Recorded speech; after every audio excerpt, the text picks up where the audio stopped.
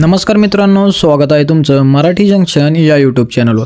तर मित्रांनो, घरकुल योजना 2025 या योजनेअंतर्गत राज्यातील रेशन कार्ड धारकांसाठी, गॅस धारकांसाठी आणि आर्थिकदृष्ट्या दुर्बल घटकातील नागरिकांसाठी ही घरकुल योजना राबवली जात आहे।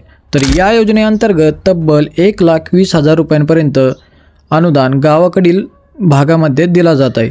तसेच डोंगरी भागातील नागरिकांसाठी 1,30,000 रुपयांपर्यंत अनुदान दिले जात आहे। तर मित्रांनो, तुम्हाला सुद्धा या योजनेचा लाभ घ्यायचा असेल तर तुमच्याकडे ही 4 महत्त्वाची कागदपत्रे असणे अत्यंत आवश्यक आहे, अन्यथा तुम्हाला या योजनेचा लाभ दिला जाणार नाही।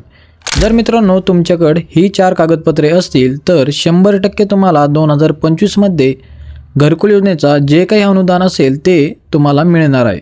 त्यामुळे लवकरात लवकर ही 4 कागदपत्रे जमा करा। आणि मित्रांनो, तुम्ही कोणत्या जिल्ह्यातून आमच्या या चॅनलवरील व्हिडिओ पाहतात हे आम्हाला कमेंट करून नक्की कळवा। तसेच तुम्हाला घरकुल योजनेचे किती पैसे मिळाले आहेत हे आम्हाला कमेंट करून नक्की कळवा। तर मित्रांनो, राज्यातील रेशन कार्ड धारकांना यापूर्वीच सांगितलेलं आहे की ज्या नागरिकांकडे पिवळे रेशन कार्ड, केशरी रेशन कार्ड किंवा पांढरे रेशन कार्ड असेल तर या नागरिकांना सुद्धा घरकुल योजनेचा लाभ मिळणार आहे। म्हणजेच या नागरिकांना सुद्धा या योजनेसाठी अर्ज करता येणार आहे। यासोबतच राज्यामधील लाडक्या बहिणींना तब्बल 2,46,00,000 बहिणींसाठी घरकुल योजनेसाठी अर्ज करता येणार आहे। तसेच लाडक्या बहिणींकडे सुद्धा ही 4 कागदपत्रे असणे अत्यंत आवश्यक आहे। त्यांच्याकडे जर ही कागदपत्रे असतील तर त्यांना सुद्धा या योजनेचा लाभ मिळणार आहे। आणि मित्रांनो, यासोबतच गॅस धारकांना सुद्धा घरकुल योजनेचा लाभ दिला जाणार आहे। जे गॅस धारक आहेत त्यांना सुद्धा ही 4 कागदपत्रे जमा करावं लागणार आहे, अन्यथा त्यांना या योजनेचा लाभ दिला जाणार नाही। त्यामुळे मित्रांनो, या योजनेचा लाभ घेण्यासाठी तुमच्याजवळ ही 4 कागदपत्रे असणे अत्यंत आवश्यक आहे। आता ही 4 कागदपत्रे कोणती आहेत ते सांगतो, त्याआधी तुम्ही आपल्या या चॅनलवर नवीन आला असाल तर लवकरात लवकर सबस्क्राईब करून घ्या, कारण आपण आपल्या या चॅनलवरती सरकारच्या नवनवीन योजनांबद्दल सविस्तर आणि 100% खरी माहिती देतो। त्यामुळे आपल्या या हक्काच्या चॅनलला नक्की सबस्क्राईब करा। तर मित्रांनो, तुम्हाला सुद्धा घरकुल योजनेचा लाभ घ्यायचा आहे तर तुमच्याजवळ ही 4 कागदपत्रे असणे अत्यंत आवश्यक आहे। या 4 कागदपत्रांशिवाय तुम्हाला जो घरकुल योजनेचा लाभ आहे हा लाभ मिळणार नाही। त्यामुळे ही 4 कागदपत्रे लवकरात लवकर जमा करा। मित्रांनो, जर तुम्ही अर्ज भरताना ही 4 कागदपत्रे दिली नाही तर तुमचा जो अर्ज आहे हा अपात्र ठरवण्यात येऊ शकतो। त्यामुळे ही कागदपत्रे तुमच्याजवळ असणे अत्यंत आवश्यक आहे। शासनाने सुद्धा स्पष्टपणे ही माहिती दिली आहे की राज्यामध्ये मागील वर्षी अनेक नागरिकांचे अर्ज ही 4 कागदपत्रे नसल्यामुळे या नागरिकांना अपात्र करण्यात आले होते आणि त्यांचे जे अर्ज आहेत हे अपात्र ठरवण्यात आले। तर मित्रांनो, हे जे अर्ज अपात्र करण्याचे एकच कारण आहे ते म्हणजे त्या नागरिकांकडे ही 4 कागदपत्रे नव्हती। त्यामुळे त्यांचे जे अर्ज आहेत ते अपात्र ठरवण्यात आले होते आणि त्यांना मागील वर्षी प्रधानमंत्री घरकुल योजनेचा लाभ घेता आला नाही। त्यामुळे मित्रांनो, तुम्हाला सुद्धा 2025 मध्ये प्रधानमंत्री घरकुल योजनेचा लाभ घ्यायचा असेल तर ही 4 कागदपत्रे नक्कीच जमा करा। तर मित्रांनो, तुम्हाला हा प्रश्न पडलाच असेल की ही 4 कागदपत्रे घरकुल योजनेसाठी अर्ज करायचा असेल तर एवढी का गरजेची आहेत। तर मित्रांनो, शासनाला जो डेटाबेस हवा आहे तो या 4 कागदपत्रांच्या माध्यमातून त्यांना मिळणार आहे। त्यामुळे सरकारने ही 4 कागदपत्रे जमा करण्याची अट ठेवली आहे। तर आता मित्रांनो, तुमच्याजवळ कोणकोणती कागदपत्रे असणे आवश्यक आहे आणि या योजनेचा लाभ कसा मिळणार आणि तुम्हाला अर्ज कसा करायचा, तसेच या योजनेचा अर्ज कुठे जमा करायचा याबद्दलची संपूर्ण माहिती आपण आजच्या या व्हिडिओच्या माध्यमातून सविस्तरपणे जाणून घेणार आहोत। त्यामुळे मित्रांनो, आजचा हा व्हिडिओ शेवटपर्यंत नक्की पहा। तर मित्रांनो, तुम्ही जर ही 4 कागदपत्रे जमा केली तर तुम्हाला घर बांधण्यासाठी ग्रामीण भागात 1,20,000 रुपयांपर्यंत अनुदान दिले जाणार आहे। तसेच महाराष्ट्र राज्यासाठी तब्बल 20,00,000 घरे मंजूर झालेले आहेत। म्हणजेच महाराष्ट्र राज्यात ग्रामीण भागासाठी एकूण 20,00,000 घरे बांधण्यासाठी सरकार अनुदान देणार आहे। त्यामुळे तुम्हाला सुद्धा या योजनेचा 100% लाभ मिळणार आहे, परंतु तुम्हाला ही 4 कागदपत्रे जमा करावी लागणार। तेव्हाच तुम्हाला या योजनेचे जे पण अनुदान असेल ते तुमच्या बँकेत जमा केले जातील। हे पहा मित्रांनो, आपल्या राज्यामध्ये एकूण 20,00,000 घरे मंजूर झालेली आहेत आणि या 20,00,000 घरांना सरकार प्रत्येकी 1,20,000 रुपयानुसार अनुदान देणार आहे। जर तुम्ही डोंगराळ भागामध्ये राहत असाल तर तुम्हाला 1,30,000 रुपयांपर्यंत ही रक्कम दिली जाणार आहे असे सरकारने जाहीर केले आहे। तर सरासरी मित्रांनो तुम्हाला 1,30,000 किंवा 1,50,000 रुपयांपर्यंत अनुदान दिले जाणार आहे आणि हे अनुदान फक्त डोंगराळ भागातील नागरिकांसाठीच असणार आहे आणि ग्रामीण भागातील नागरिकांसाठी 1,20,000 रुपयेच असणार आहे, ही गोष्ट लक्षात ठेवा। तर मित्रांनो एवढ्या कमी अनुदानात हे घर बांधणे अशक्य आहे, त्यामुळे सरकारने सांगितले आहे की 2025च्या अधिवेशनानंतर या योजनेचे जे अनुदान आहेत या अनुदानात वाढ करण्यात येईल असे सुद्धा सांगितले आहे। तर हे पहा मित्रांनो, याच्यामध्ये जी महत्त्वाची कागदपत्रे आहेत ती कागदपत्रे तुम्हाला सांगणारच आहे, परंतु या योजनेसाठी अर्ज कसा करायचा हे आधी आपण जाणून घेऊयात। तर मित्रांनो तुम्हाला तुमच्या गावातील सरपंच किंवा पोलीस पाटील असतील किंवा ग्रामसेवक यांच्याकडे तुम्हाला आपला जो अर्ज असेल तो जमा करायचा आहे आणि हा अर्ज तुम्हाला आपल्या गावातील ग्रामपंचायतमध्ये मिळून जाईल। तो अर्ज तुम्हाला अचूक पद्धतीने भरायचा आहे आणि त्यानंतरच तुम्हाला आपल्या गावातील सरपंच किंवा पोलीस पाटलांकडे किंवा ग्रामसेवकाकडे हा अर्ज जमा करायचा आहे। तर मित्रांनो तुम्हाला अर्जासोबत आवश्यक ती सर्व कागदपत्रांची झेरॉक्स जोडावी लागणार आहे आणि त्यासोबत ही 4 कागदपत्रे सुद्धा तुम्हाला जोडावी लागणार आहे।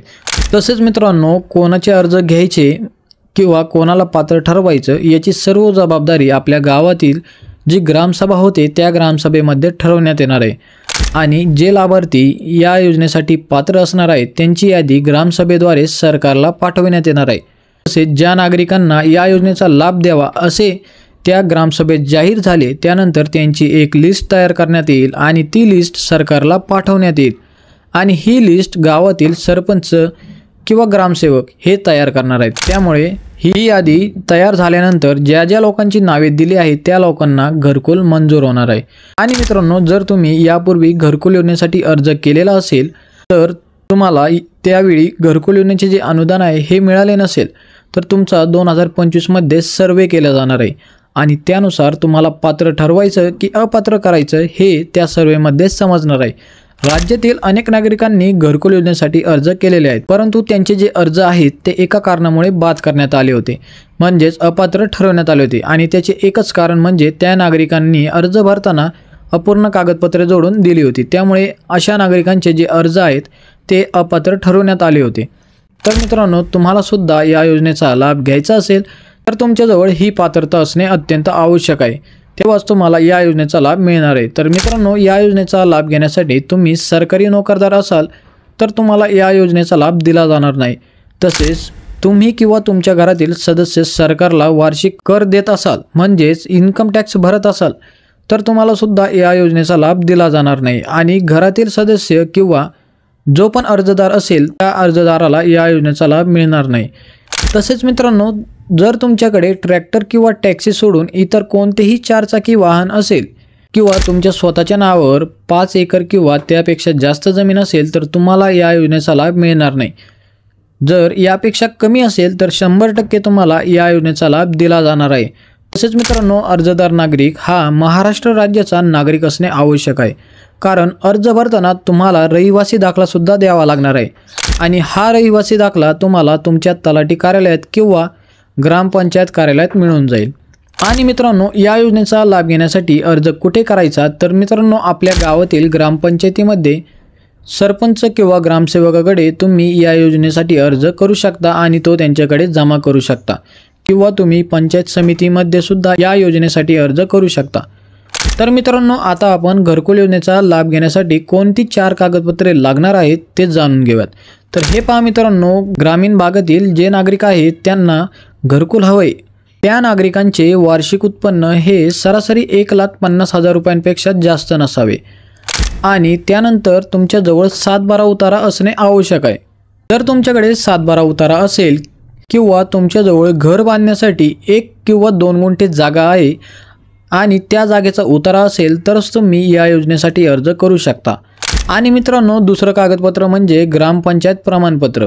आता हे ग्रामपंचायत प्रमाणपत्र म्हणजे काय तर मित्रांनो तुम्ही त्या गावाचे रहिवासी आहात हे त्या ग्रामपंचायत प्रमाणपत्रावरून समजते आणि त्या ग्रामपंचायत प्रमाणपत्रावर तुम्हाला ग्रामसेवकाची किंवा सरपंचांची सही घ्यायची आहे। तर मित्रांनो तिसरं जे महत्त्वाचं कागदपत्र आहे ते म्हणजे तुमच्याजवळ मनरेगा जॉब कार्ड असणे आवश्यक आहे। आता हे मनरेगा जॉब कार्ड कुठे मिळेल तर तुमच्या गावाची जी ग्रामपंचायत असते त्या ग्रामपंचायततर्फे तुम्हाला मनरेगा जॉब कार्ड दिलं जातं। तर मित्रांनो, तुमच्याकडे मनरेगा जॉब कार्ड नसेल तर तुम्ही तुमच्या ग्रामपंचायतीमधून हे कार्ड घेऊ शकता। तर आता मित्रांनो, चौथा आणि शेवटचं जे महत्त्वाचं कागदपत्र आहे ते म्हणजे तुमच्याजवळ नॅशनल बँकेचं बँक पासबुक असणे आवश्यक आहे। तर मित्रांनो, आपली जी राष्ट्रीयकृत बँक आहे ती म्हणजे state bank of India. He bank राष्ट्रीयकृत आहे किंवा राज्यातील कोणत्याही बँकेमध्ये तुमचं जे खातं असेल त्या खात्यासोबत तुम्हाला तुमचं जे आधार कार्ड आहे हे लिंक असणे आवश्यक आहे। जर तुमचे आधार कार्ड बँक खात्याशी लिंक नसेल तर लवकरात लवकर आपले जे आधार कार्ड आहे हे बँक खात्याशी लिंक करून घ्या, कारण तुम्ही जर हे काम केलं नाही तर तुम्हाला घरकुल योजनेचे पैसे मिळणार नाहीत, ते पैसे तुमच्या अकाउंटमध्ये जमा होणार नाहीत। त्यामुळे मित्रांनो, तुम्हाला लवकरात लवकर आपलं जे आधार कार्ड आहे त्यासोबत तुमच्याजवळ ज्या बँकेचे खातं असेल त्या बँकेत जाऊन आधार कार्ड लिंक करून घ्यायचं आहे। आता मित्रांनो, ही 4 महत्त्वाची कागदपत्रे तुमच्याजवळ असणे आवश्यक आहे आणि यासोबतच आणखी कागदपत्रेसुद्धा तुम्हाला लागणार आहेत, ते आपण थोडक्यात जाणून घेऊयात। तर मित्रांनो, तुम्हाला अर्ज भरताना तुमच्याजवळ तुमचा Aadhaar card, PAN card, ration card, मतदान कार्ड, पासपोर्ट साईजचा फोटो, बँक खाते passbook, email ID, mobile number आणि रहिवासी दाखला इत्यादी कागदपत्रे तुम्हाला लागणार आहेत। या कागदपत्रांची झेरॉक्स प्रत तुम्हाला अर्जासोबत संबंधित ग्रामपंचायतमध्ये किंवा पंचायत समितीमध्ये जमा करायची आहे। तर मित्रांनो, व्हिडिओमध्ये सांगितल्याप्रमाणे सर्व कागदपत्रे लवकरात लवकर जमा करा आणि घरकुल योजनेसाठी अर्ज करा। मित्रांनो, आजचा हा व्हिडिओ कसा वाटला हे आम्हाला कमेंट करून नक्की कळवा आणि कोणत्या नागरिकांना मागील वर्षीचे घरकुल योजनेचे जे पैसे आहेत हे त्यांच्या बँक खात्यामध्ये जमा करण्यात आले आहेत किंवा त्यांना मिळाले नाही आणि किती पैसे मिळाले हे आम्हाला कमेंट करून नक्की कळवा। चला मित्रांनो, भेटूया पुन्हा अशाच नवीन आणि महत्त्वपूर्ण माहितीसोबत। तोपर्यंत जय हिंद, जय महाराष्ट्र।